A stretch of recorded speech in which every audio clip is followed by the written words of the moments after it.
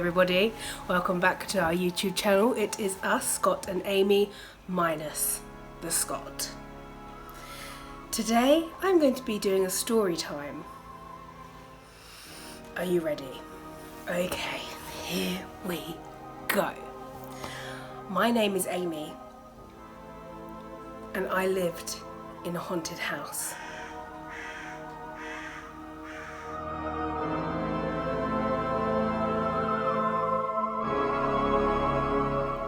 This is my story of me living in a haunted house. So going back, obviously you guys know I lived in central London, and when I was around 10 years old, my mum and dad bought a 3-bedroom semi-detached house in Guildford, and we moved there and it was pleasant and lovely for 2 years. That stopped. That all stopped. The energy in that house went from lovely to nasty. The temperature in the house started dropping. It was getting really, really cold in there, to the point where you would breathe out and you could see your breath. My hands would go blue, my toes would go numb. Ooh, it was really freezing cold. I would hear footsteps in the loft, side to side to side to side, and I told my mum and dad, and I was like, something's keeping me up at night. I can hear footsteps up there and I'm scared. Obviously my parents were looking at me like, you're probably imagining it, you're a child, come on. And I would beg them, like I was the kind of kid that if I felt a certain way, I couldn't get away from that. It was very much, I need you to check it, or I need to double check something because I am gonna let this fester inside me for a long, long time. So, you know, mum and dad would say to me, it's probably birds, mice, it could be anything up there. So they went up and had a look, and nothing. There's nothing up there. No, like, definitely no birds, and there was no reason for mice to be up there. There were no droppings up there or anything. So that was just something that I kind of had to live with, and my parents not believing me. But I honestly think my dad knew something was going on, because I confided in him and I said, Dad, you know, I feel uneasy in this house. Something's going on. And, you know, he let on to me and he said when he goes to bed every night, something screams in his ear, get out. Get out. Loud in his ear. That's creepy, you know, and I don't know why he didn't tell my mum about that. Maybe because she doesn't believe in things like that, I don't know. But after a while of these things happening, my parents started arguing really, really badly, and the energy that I felt wasn't coming from my parents, it was coming from the house. And as a kid, that was frightening. Like, I've never experienced something like that before, and going through the emotions of my parents arguing as well is it's not nice. It really isn't nice. And having this scary thing on top as well. But things got worse between my parents, and my dad and my mum ended up splitting up, and my dad left the house. And then this is where things started to rapidly evolve. Maybe because there wasn't a man in the house anymore. I don't know, but things started disappearing, like the remote control, the keys, and I knew I left them here, you know. My mum is a very house-proud woman, and this is where this goes, so this is where it stays, and you go to get it and it's not there, and you think, where is it? And you search the whole house, you come back, and it's exactly where you left it. in that same place it always is. I just looked there. It wasn't there. I don't get it. I don't get it. Ah! It used to drive me up the wall. And do you know what? I think something like that has come with me because it happens here with me and Scott as well. It's always happened with us, just mainly with the remote controls. And I honestly think, I do think this isn't anything paranormal. I honestly reckon we blank out and we're like holding the remote control and don't realise and put it back and then go back and go, oh my God, there's a ghost. I don't know, maybe I'm just making that up. I have no idea. But, the living room door. Well, we had 2 living room doors, one that went into the dining room and one that went into the hallway. The one that went into the hallway was always slamming. It was a heavy door. It had like wooden panels on the back and it would slam shut all the time, to the point we had to put a sofa in the way of the door, because it's not like if you're outside the door you've got to push it open. So Mum put the sofa in the way to stop it from slamming, and I'll insert a picture here.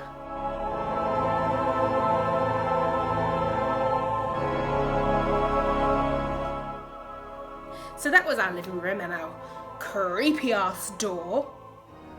So that was pretty scary. Things then went on to me feeling like I was always being watched. Something, it was like something was in the walls, looking at me and my shoulder. Something was there watching me, and it wasn't a nice feeling. It was horrible. I felt like I couldn't undress in my own house. I felt like I had to be so quick in the bathroom, having a shower or a bath or anything. I felt really not perved on, just invaded. I'm not very good at English, so I felt scared. Like, bottom line, I felt really scared. Are you okay? Scott's choking over there, sorry guys. He's fine. And then after this, like, things started getting a bit weird, really. I would start seeing things around the house. I saw a girl in the bathroom. She had this long blonde hair. And these people that I actually saw, I had no uneasy feeling from them. I didn't feel scared. It was just a bit of a shock. Like when you see something that's not supposed to be there, or someone who's in your house and they're not supposed to be there.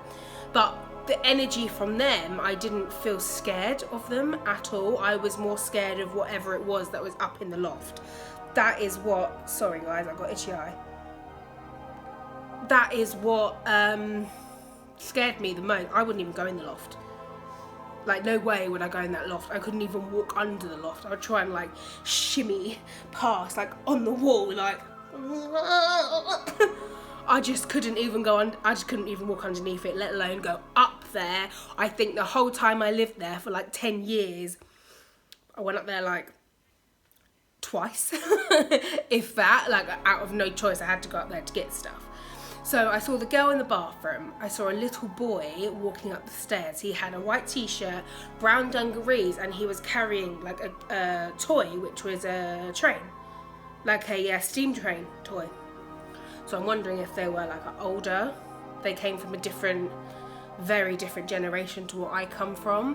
I saw a very tall man in the hallway walking in towards the kitchen. He was very tall. He had like a cloak and a black hat on. And then I saw a very old lady in the spare room. She was sat in a chair in the corner, and she had her little drape over her and her little fuzzy hat. So I don't know where they came from, and I don't know how old this house was, but I'm pretty sure they must have lived there before I lived there. That's the only thing I can think of. But they didn't scare me, and I felt pretty comfortable with seeing them there. As I said, it was just whatever was up in that loft made me very, very uneasy. So a few years on, this happened over a span of like 10 years. It wasn't something that happened like a week of living there, like we just moved in and all these things happened, we had to move out like in the horror movies.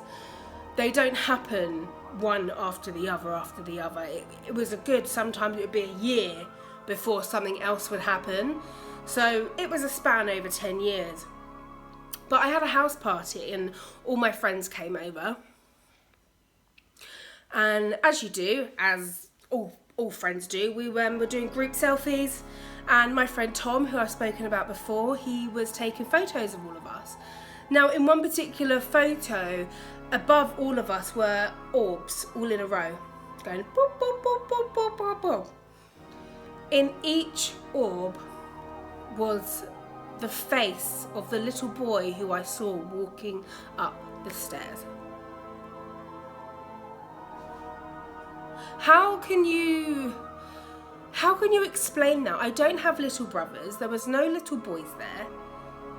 I don't have an older brother who could have looked like a little brother. I'm an only child. How can you explain that? That's just creepy. It really is very, very creepy.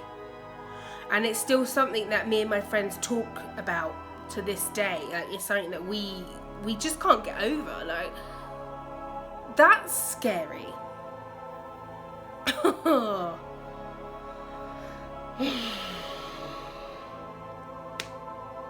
So further on that night, I went to bed and my friend Chloe shared the bed with me and my mum slept in her bed, and then my friend Becky and my friend Michael were sleeping in the living room.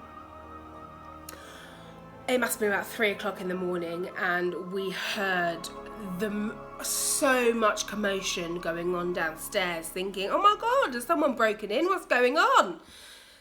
So the three of us went downstairs and Becky was on the sofa, pale and frozen, literally like she had seen a ghost. My picture frames were on the floor, smashed, and I said to her, what has happened? She said to me, someone came in here, something. She said, I don't know what it was, but it was big, it was dark, I couldn't see it, I could just see the shadow of this thing. I felt the most evil I felt in my whole entire life, and then all the pictures fell off the wall, and that's when we both started screaming. Both of them saw it. I didn't see this thing, I just saw the aftermath of it, and I thought, something is going on in here, and my mum still doesn't believe me. That, I think that out of everything, that was the most frustrating thing. That my friends believed me, my dad believed me, but everyone else thought I was being a bit imaginative, that I was just using my imagination for everything, and I wasn't. I was terrified.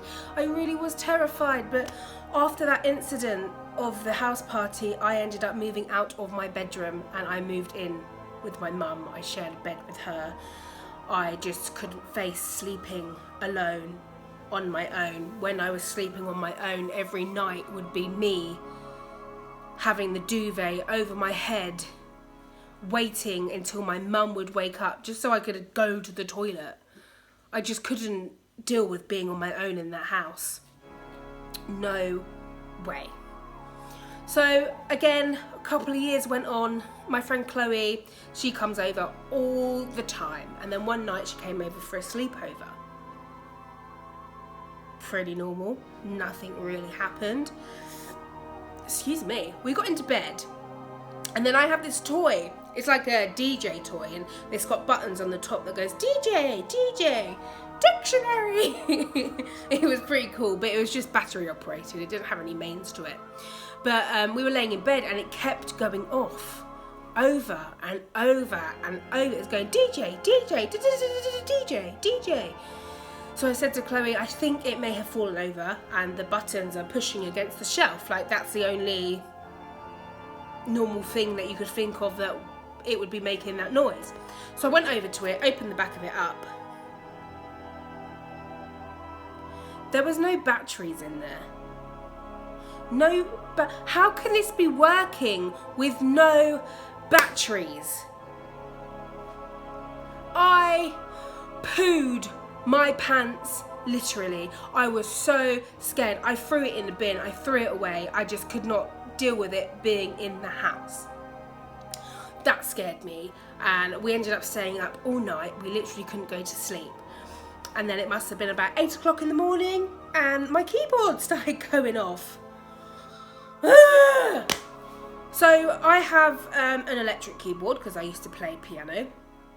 And there used to be a function on it called demo, where it would turn to demo and it would just play by itself.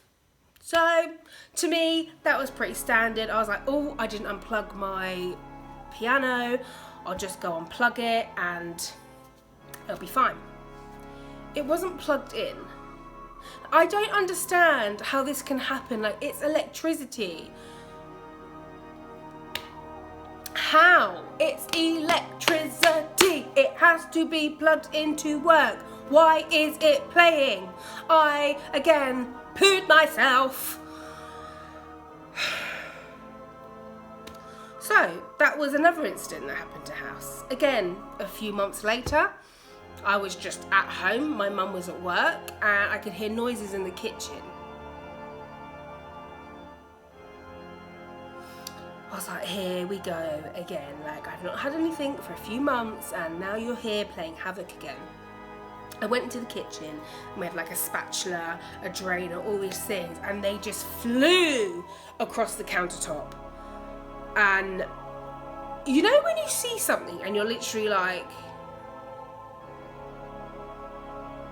you can't believe what you are seeing. So I rang my dad, really, really calm, and went,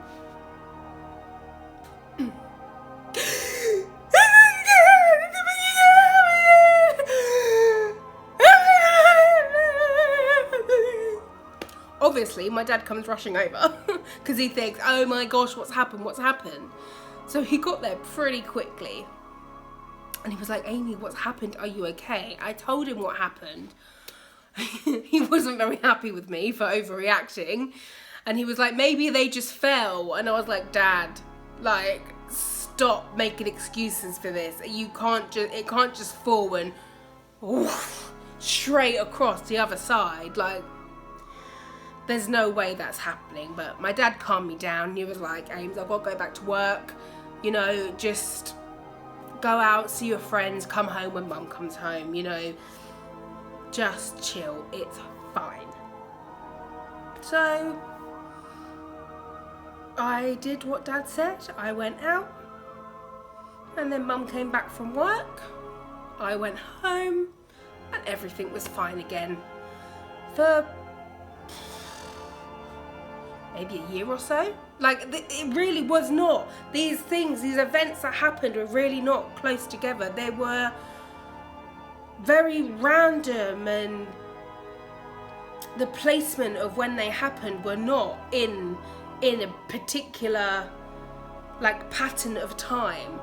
They just happened. I can't explain it. But I remember one day, this was like quite a few months later, maybe even a year later, I went out with my friends into the town, and I got a phone call from my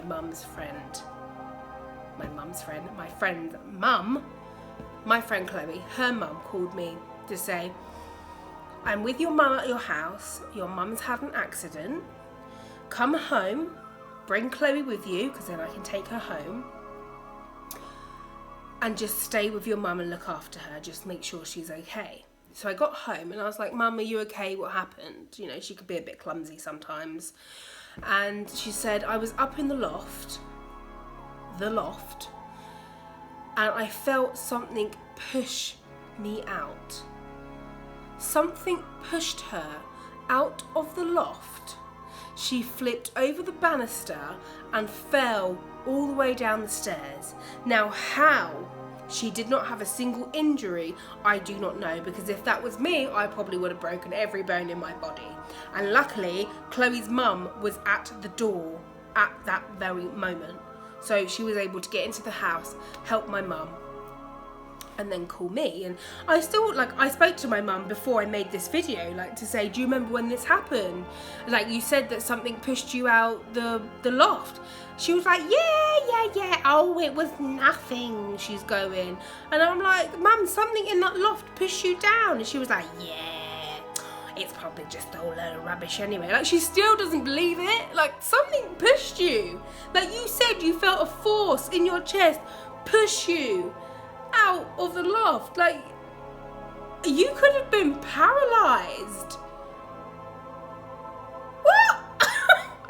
It's just absolutely mad. And you know, I'm coming to the end of the story now, and there's one main thing that happened, and this was pretty much the last straw for me. After this happened, my friends stopped coming round to my house. I would end up just going out to theirs. Instead, I pretty much didn't spend any time at home.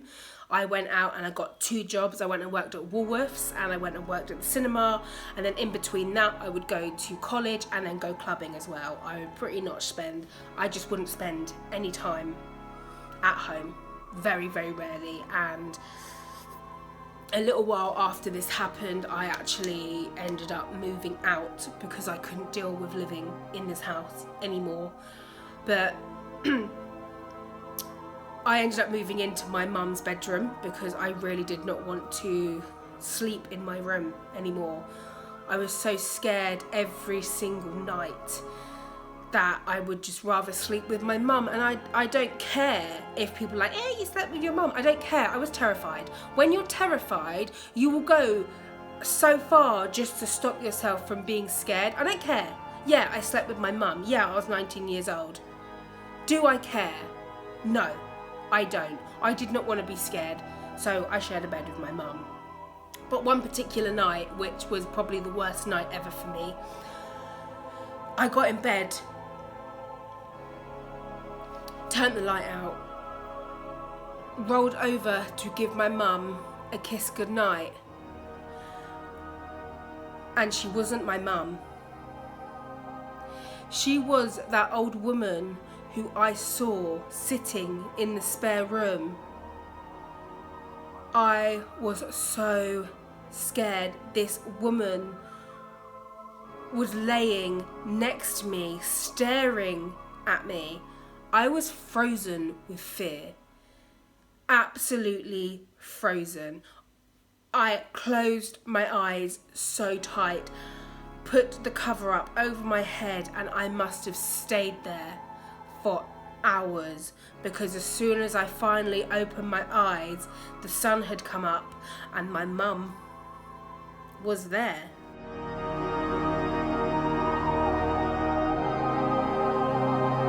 Right next to me. I've never been so terrified. Excuse me. I have never been so terrified. And I have actually never told my mum about that because I just don't think she'll believe me, and she'll probably think I'm being silly. But after that incident happened, I moved out. I moved in with my friend Becky, and we got a flat in the town centre. I very rarely went back to that house, and after my mum lived in that house on her own for about 6 months, she put it up for sale. And I don't want to know what's going on with that house anymore. I have no interest in going back to seeing the house. I don't care for it. That house caused me so much pain, so much terror, but it gave me an adventure, I must say, and I am now the biggest horror fan. I love watching horror movies, especially when you watch something and you go, huh, yeah, I remember when that happened to me one day. So, that is my story of living in a haunted house. If you've experienced anything similar, please comment down below. Tell me your stories. I would love to hear what has happened to you with ghosts and ghouls and goblins. But now it's time for me to go. Please like, subscribe, comment down below. Don't forget to hit that notification button. And it's au revoir, darlings, from me, and adios, amigos, from Scott.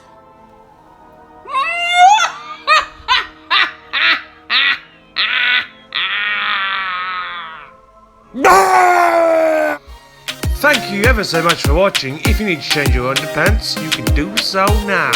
Adios, amigos.